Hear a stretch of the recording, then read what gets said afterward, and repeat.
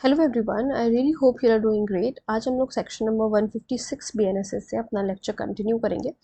Section number 156 BNSS talks about procedure when existence of public right is denied. So, where an order is made under section 152 for the purpose of preventing obstruction, nuisance or danger to the public in the use of any way, river, channel or place, the magistrate shall, on the appearance before him of the person against whom such order was made, किसके appearance होने के बाद जिसके against order किया गया था, question him as to whether he denies the existence of any public right in respect of river, channel or place। उससे question करेंगे कि क्या वो ये बात नहीं जानता कि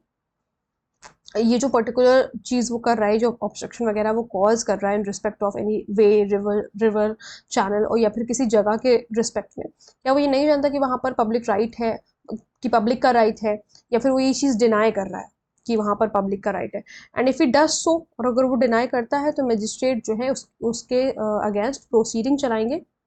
अंडर सेक्शन 157 में और इंक्वायरी करेंगे। ठीक है। सबसेक्शन 2, देखो बहुत सिंपल सी बात है। सबसेक्शन 1 में बस इतना कहा गया है कि अगर वो पर्सन जो अपेयर हुआ है मजिस्ट्रेट के सामने, जिसके अगेंस्ट ऑर्डर किया गया था सेक्शन 152 में,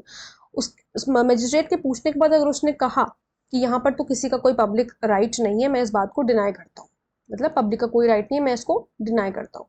तो फिर मजिस्ट्रेट उसके अगेंस्ट जो है प्रोसीडिंग चला सकते हैं। मतलब प्रोसीडिंग क्या, पहले तो वो इंक्वायरी करेंगे उस मैटर की। ठीक है। If in such inquiry the magistrate finds that there is any reliable evidence in support of such denial, कि हाँ भाई कोई reliable evidence है, तो he shall stay the proceedings until the matter of the existence of such right has been decided by a competent court। तो जब तक कि भाई, क्योंकि वो मना कर रहा है ना कि वहाँ पर कोई पब्लिक राइट नहीं है, तो मजिस्ट्रेट को इंक्वायरी तो करनी पड़ेगी कि वाकई में कोई पब्लिक राइट है या नहीं है। तो अगर मजिस्ट्रेट को इंक्वायरी करने के बाद कोई रिलायबल एविडेंस मिल गया कि हाँ ये जो कह रहा है कि यहाँ पे कोई पब्लिक राइट नहीं है, उसके लिए एविडेंस है, ठीक है, तो ये जो प्रोसीडिंग चल रही है उसको वो स्टे कर देंगे। और कब तक स्टे करेंगे, जब तक कि ये वो राइट एग्जिस्ट करती है पब्लिक की या नहीं करती, जब तक कि कोई कॉम्पिटेंट कोर्ट उसको डिसाइड न करते। And if you finds that there is no such evidence,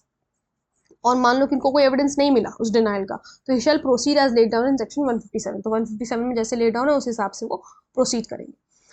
subsection 3 से, a person who has on being questioned by the magistrate under subsection 1 failed to deny the existence of a public right, वो नहीं बता पाता है कि public right वहाँ पर नहीं है, इस बात को वो डिनाई नहीं कर पाता। मतलब उसको ये पता है कि वहाँ पर पब्लिक राइट है, उसके बाद भी उसने ऑब्स्ट्रक्शन अगर कॉज किया, और who having made such denial has failed to adduce reliable evidence in support, या फिर वो कोर्ट में रिलायबल एविडेंस नहीं लेकर के आ पाया, साक्ष्य नहीं लेकर के आ पाया उसकी बात को सपोर्ट करने के लिए, जो वो कह रहा है डिनाई कर रहा है पब्लिक राइट को, तो shall not in subsequent proceeding be permitted to make any such denial. तो सब्सिक्वेंट प्रोसीडिंग में वो इस तरीके का कोई डिनाइल नहीं कर सकता, ये बताया गया। फिर 157 में प्रोसीजर बताया गया। तो procedure where person against whom order is made under section 152 appears to show cause. अब तब क्या होगा, subsection 1 says if the person against whom an order section 1 an order under section 152 is made appears and shows cause, तो फिर the magistrate shall take evidence in the matter as in a summons case। summons case में जैसे होता है वैसे होगा। subsection 2 says if the magistrate is satisfied that the order either as originally made or subject to such modification as he considers necessary is reasonable and proper, magistrate जो है satisfied है कि reasonable और proper है, ठीक है, the order shall be made absolute। तो order जो है वो एब्सोल्यूट कर दिया जाएगा बगैर किसी मॉडिफिकेशन के, और एज द केस में भी विद सच मॉडिफिकेशन, या तो मॉडिफिकेशन के साथ कुछ चेंजेस वगैरह करके या फिर बिना मॉडिफिकेशन के। फिर उसके बाद कह रहा है कि अगर मजिस्ट्रेट सेटिस्फाइड खुद ही नहीं है तो कोई भी फर्दर प्रोसीडिंग्स जो है उस केस में नहीं ली जाएंगी।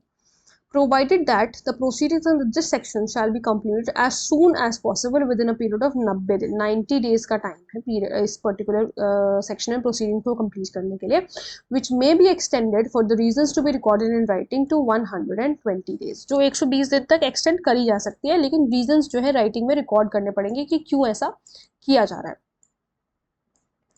ठीक है। फिर उसके बाद सेक्शन 158 क्या कह रहा है, 158 talks about power of magistrate to direct local investigation and examination of an expert. So the magistrate may for the purpose of an inquiry under section 156 or 157 एक local investigation वो direct कर सकते हैं कि आप जाओ investigate करके लाओ,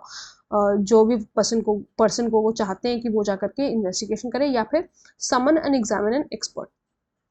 यहाँ पे समन करेंगे और एग्जामिन करेंगे एक्सपर्ट को। ठीक है, 159 में क्या कहता है,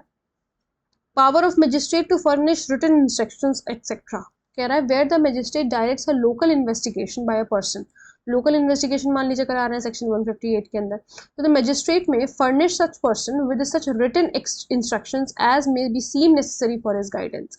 तो जो है उस पर्सन को कुछ रिटन इंस्ट्रक्शंस वगैरह दे देंगे कि तुमको जो है इस तरीके से काम करना है, ये महज उसकी गाइडेंस के लिए होता है। ठीक है, देन बी क्लॉज क्या कह रहा है, declare by whom the whole और any part of the necessary expenses of the local investigation shall be paid, कि एक्सपेंसेस ये जो इन्वेस्टिगेशन वो करा रहे हैं इसके एक्सपेंसेस कौन पे करेगा ये भी बताना पड़ेगा। Then the report of such person may be read as evidence in the case, जो भी ये रिपोर्ट वहां से आई है, जो भी इन्वेस्टिगेशन वगैरह हो रही है, जो भी रिपोर्ट वगैरह आई है, वो एज एन एविडेंस केस के लिए यूज किया जाएगा। Then subsection 3 says where the magistrate summons and examines an expert, मान लो एक्सपर्ट को एग्जामिन वगैरह किया जा रहा है सेक्शन 158 के अंदर, तो magistrate may direct by whom the cost of such summoning and examination shall be paid, वही सेम चीज़ है जैसे ऊपर बता रहे थे कि कौन जो है इसके एक्सपेंसेस वगैरह पे करेगा, वैसे ही अगर एक्सपर्ट का मामला है तो भी वो बताएंगे कि कौन इसके एक्सपेंसेस वगैरह पे करेगा। Then section 160 talks about procedure on order being made absolute, जब ऑर्डर एब्सोल्यूट कर दिया तब क्या, एंड कॉन्सिक्वेंस ऑफ डिसोबीडियंस, और मान लो वो बंदा इतना मतलब डिसोबे कर रहा है मजिस्ट्रेट के ऑर्डर्स को, तब क्या होगा। So when an order has been made absolute under section 155 और 157, the magistrate shall give notice of the person of the same to the person, notice देंगे जब ऑर्डर को एब्सोल्यूट कर दिया गया, मतलब ऑर्डर एब्सोल्यूट हो गया, तुम्हारा काम लग गया। ठीक है, उसको नोटिस दिया जाएगा कि तुम्हारे अगेंस्ट जो है ऑर्डर को एब्सोल्यूट कर दिया गया, and shall further require him to perform the act directed by the order, और जो एक्ट परफॉर्म करने के लिए उस ऑर्डर में लिखा हुआ है वो उसको कहेंगे कि तुमको ये रिक्वायरमेंट फुलफिल करनी पड़ेगी, मतलब ये एक्ट परफॉर्म करना पड़ेगा within the time to be fixed in the notice, जितना समय जो है उस नोटिस में आपको दिया गया उतने टाइम में आपको वो काम करना पड़ेगा, एंड इन्फॉर्म हिम दैट, और उसको ये इन्फॉर्म करेंगे कि अगर आपने इसका डिसोबीडियंस किया, ये ऑर्डर ये जो नोटिस में जो टाइम लिख रखा है अगर आपने तब तक वो एक्ट परफॉर्म नहीं किया, तो 223 के अंदर BNS के अंदर आपको पेनल्टी देनी पड़ेगी। ठीक, ये तो हुआ सबसेक्शन 1 की बात। सबसेक्शन 2 क्या कह रहा है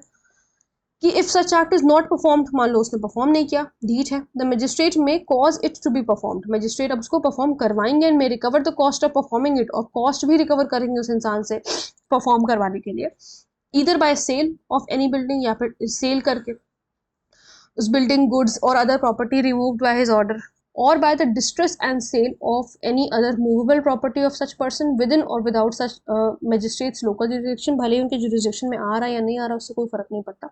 सेल वगैरह वो फिर भी करवा सकते हैं, and if such property is without such jurisdiction, उनके jurisdiction में नहीं है, so order shall authorize the attachment and sale when endorsed by the magistrate within whose local jurisdiction the property to be attached is found, तो जब magistrate जिनके jurisdiction में वो property है जब वो एंडोर्स वगैरह कर देंगे तो वो अटैचमेंट और सेल हो सकता है।